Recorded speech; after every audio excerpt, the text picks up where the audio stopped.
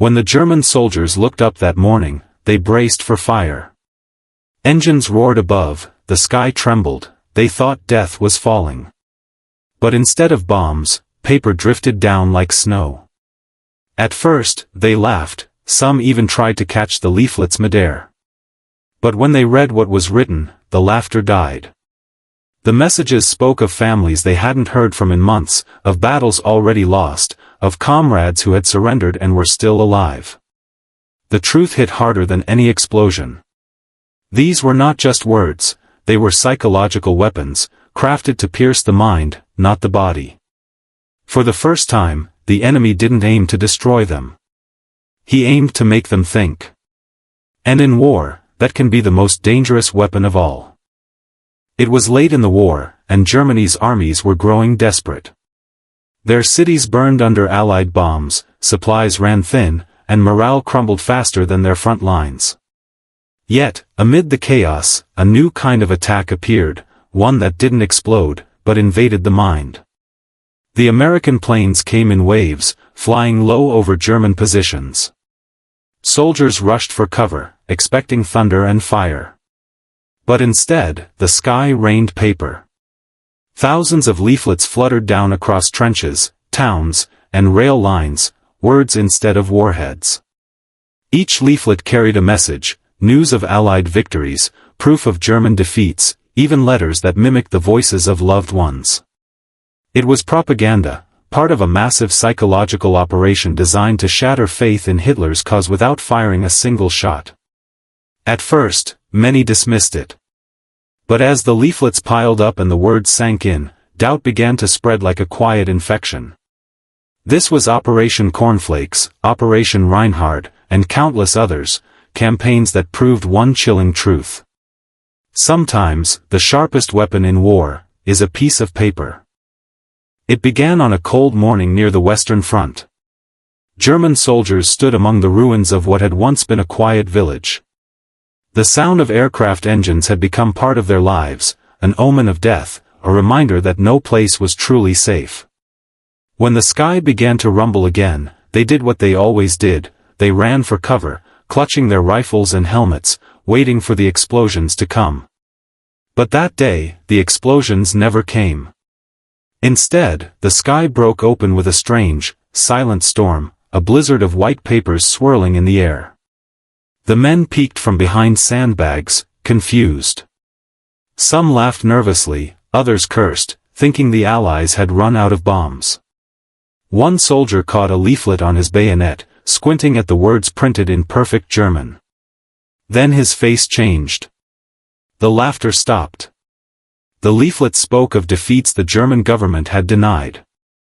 They told of Allied advances, of towns and cities already captured, of supply lines collapsing. Some even contained lists of German prisoners, names, hometowns, and short messages assuring families that they were alive and well in Allied camps. It was information that no ordinary soldier could ignore. Soon, the leaflets were everywhere, stuck in mud, hanging from trees, blowing into bunkers. Officers shouted for them to be destroyed. Propaganda, they warned. Lies. But even as they burned them, more kept falling. And in those quiet moments between battles, soldiers began to talk. What if it's true, they whispered. What if Berlin is losing? The psychological attack had begun long before the leaflets fell. American intelligence had studied the German psyche, the discipline, the pride, the fear of betrayal. They knew that once doubt entered a soldier's heart, it could spread faster than any fire. Each leaflet was written not to anger, but to unsettle, to make the reader question his orders, his leaders, and even his purpose. Some soldiers collected them secretly, hiding them in their pockets like forbidden treasures. Others read them aloud in the dark, voices trembling as they spoke words they weren't supposed to believe. The irony was cruel, the same men who once feared bombs now feared paper.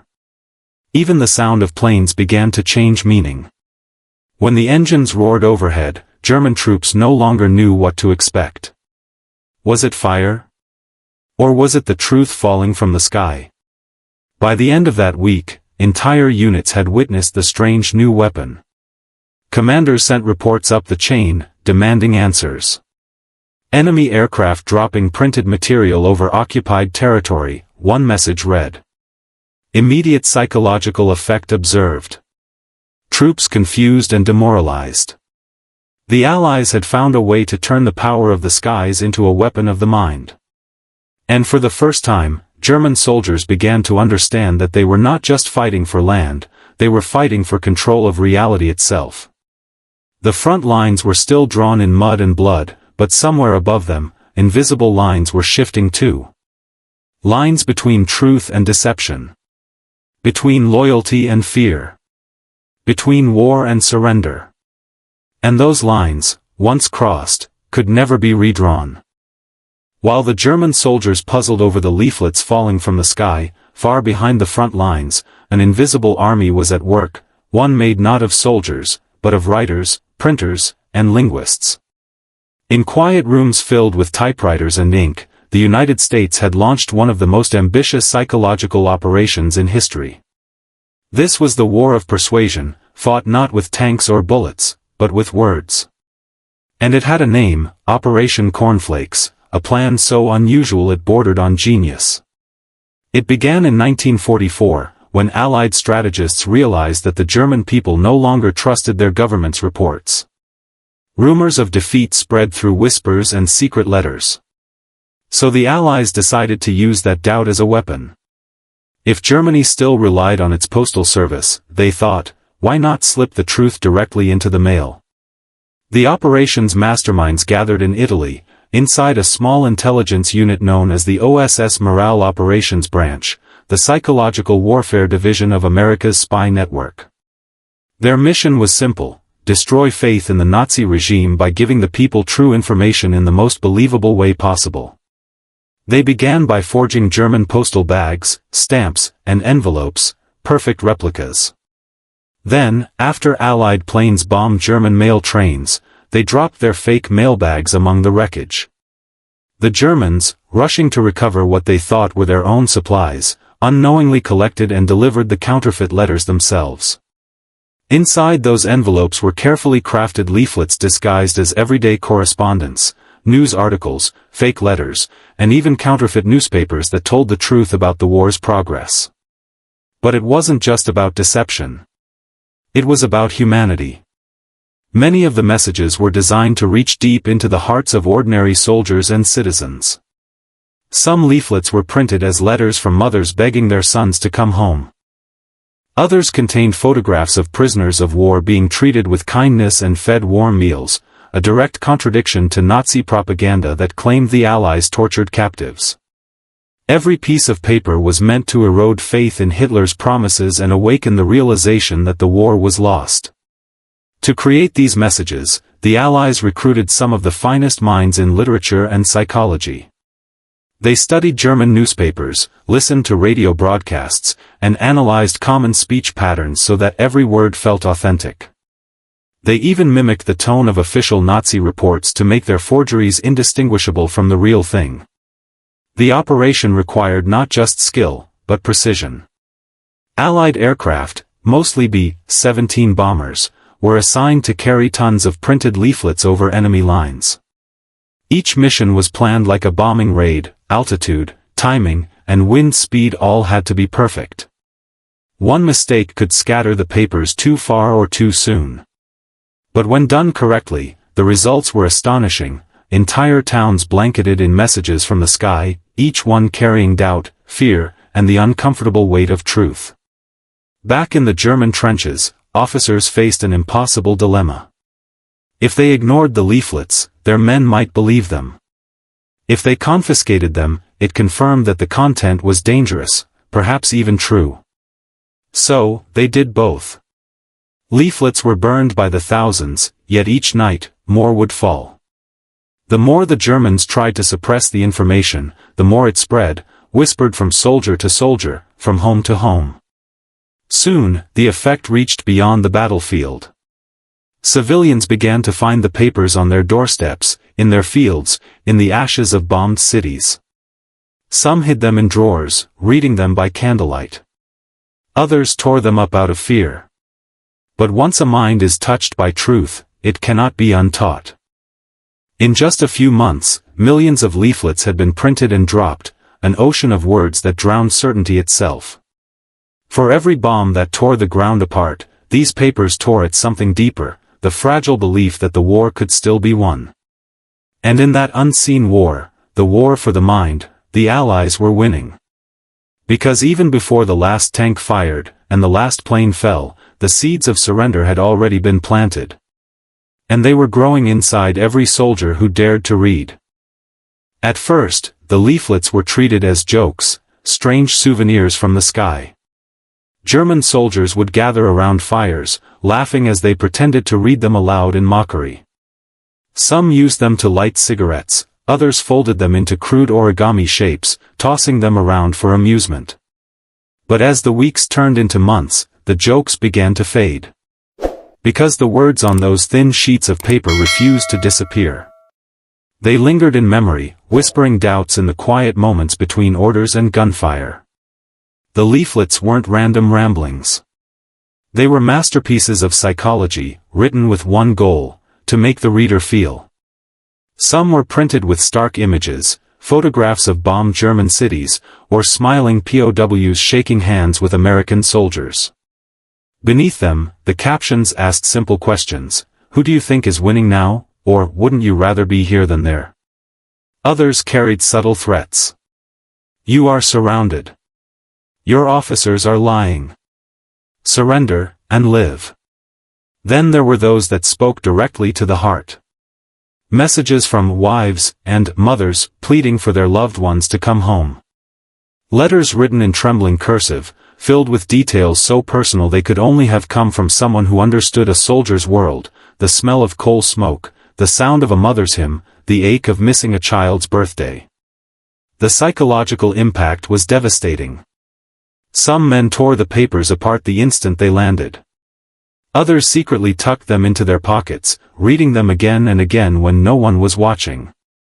One captured soldier later confessed that he carried a leaflet inside his helmet for weeks, not as propaganda, but as proof that the outside world still existed. Commanders realized the danger too late. Morale began to waver. Men stopped cheering during speeches. Some refused to advance into battle. Rumors spread that whole units were surrendering without a fight. To counter this, German officers created anti-leaflet squads, whose sole duty was to confiscate every piece of paper that fell from the sky. But even they couldn't stop the wind. A single leaflet could travel miles, carried through the forests, into towns, and even into schools.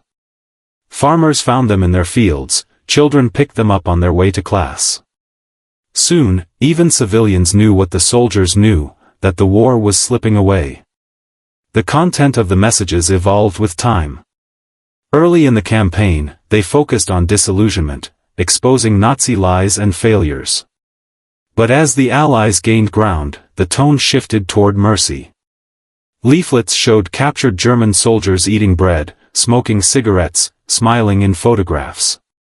The words beneath read: treat your enemy as he treats you.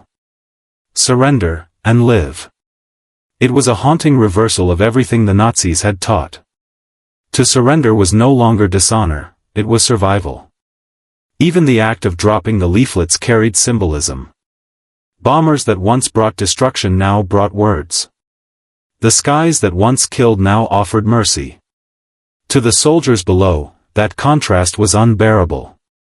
It made them wonder whether the enemy was truly cruel, or simply more human than their own leaders. Propaganda experts later described these operations as the most successful psychological weapon of the war. But to the men who experienced them, it was far more personal. The leaflets were not just papers, they were truths that fell from heaven, uninvited but undeniable. Some soldiers surrendered clutching them in their hands. Others burned them before walking into battle, as if fire could destroy the seed of doubt already planted inside. But no matter what they did, the effect was irreversible. Once they had read the truth, the war inside them had already begun to end. And that was exactly what the Allies had planned all along. By 1945, the leaflets were no longer a curiosity, they were a weapon feared by generals as much as soldiers. Entire divisions reported growing confusion among their ranks. Some men refused to fight, others deserted under the cover of night, and many surrendered at the first sight of Allied troops. But the most remarkable change wasn't on the battlefield. It was in the minds of the men who had once sworn absolute loyalty to the Reich. The German command struggled to understand how mere words could undo years of indoctrination. Orders were issued forbidding soldiers to even touch the papers. Propaganda officers were dispatched to counteract the effect, spreading their own leaflets claiming that the Allied messages were lies. But those new Nazi leaflets failed to convince anyone, because the soldiers could see with their own eyes that the Allied messages had been telling the truth all along. When the Allies said a city had fallen, within days the soldiers heard confirmation from the radio. When the leaflets claimed the front was collapsing, they could hear the distant thunder of retreating tanks. The truth, once planted, had begun to bloom uncontrollably. Reports from captured German officers revealed a terrifying reality: the psychological front was collapsing faster than the physical one. "Our men are fighting shadows," one colonel admitted during interrogation. "They no longer believe in victory. They no longer believe in us." And yet, the genius of the operation lay in its restraint. The Americans had discovered that the most effective way to destroy faith was not to shout the truth, but to whisper it. Many leaflets contained simple, almost gentle messages: "You have done your duty. The war is lost. Save yourself before it is too late." Those words did not accuse or insult. They offered a strange, quiet mercy, an invitation to stop fighting, to live. That mercy, more than fear or force, broke the will to continue. One particular leaflet became infamous among German troops. It showed a photograph of a POW camp where captured soldiers sat smiling in the sunlight. Beneath it, a single line: "They fought bravely, and now they rest." The simplicity was devastating. It suggested dignity even in surrender, something the Nazi regime could never offer. As more leaflets fell, the tide of war began to shift in ways even the Allies hadn't fully expected. In Italy, entire units began laying down their weapons. In France and the Netherlands, civilians who had once cooperated with the occupiers started to lose faith in German victory. Even within the Luftwaffe, pilots whispered about the futility of their missions. By early 1945, intelligence analysts in Washington reported that surrender rates in certain regions had nearly doubled following leaflet drops. Without firing a shot, the Allies had begun to disarm the enemy from within. But not every soldier responded with doubt. Some grew angry, not at the Allies, but at their own leaders. They felt betrayed, deceived, and used. When Hitler's promises crumbled, rage replaced loyalty. The same propaganda machine that had once built the Third Reich now turned against it, revealing how fragile blind belief could be. The irony was staggering: the Nazis had perfected propaganda as a weapon of control, yet it was propaganda that ultimately helped destroy them. In the final months of the war, as Allied forces advanced into Germany, the leaflets continued to fall, sometimes from planes, other times from artillery shells designed to burst open in midair and scatter messages instead of shrapnel. Even as the cities burned, even as Hitler hid in his bunker, the words still descended through the smoke: "The war is over. Go home." For those who read them, the war ended long before the surrender was signed. And when peace finally came, many German soldiers would later admit that the first moment they felt it was not when the shooting stopped, but when they saw paper, not fire, falling from the sky. When the war finally ended and the guns fell silent, the world began to count its scars. Cities lay in ruins, families were shattered, and millions of soldiers returned home carrying ghosts they would never name. But among all the weapons that had been unleashed, bombs, tanks, gas, and fire, one stood apart. It was silent, weightless, and made not of metal but of truth. The leaflet campaigns had changed the nature of warfare forever. They proved that victory didn't always come from destruction, sometimes, it came from understanding the human mind. Words, when used with precision, could pierce armor more deeply than bullets. They could turn loyalty into doubt, and fear into surrender. And perhaps that was the Allies' most powerful discovery, that the pen, when dropped from the sky, could end wars that bombs could only prolong. Historians would later call it psychological warfare, but for the men who lived it, it was something simpler. It was the moment the war began to feel human again. Soldiers who once fired without hesitation now hesitated to pull the trigger. They began to wonder what they were really fighting for. Some carried those leaflets home as relics, reminders of the day they saw compassion fall from the sky. For the Allies, the success of the leaflet operations inspired decades of similar tactics, from Korea and Vietnam to the Cold War and beyond. But for Germany, those papers represented something even deeper, a reckoning. They exposed the cost of blind obedience, of believing too long in a lie. In the decades that followed, surviving soldiers spoke quietly about that strange day, when they expected thunder and instead received silence.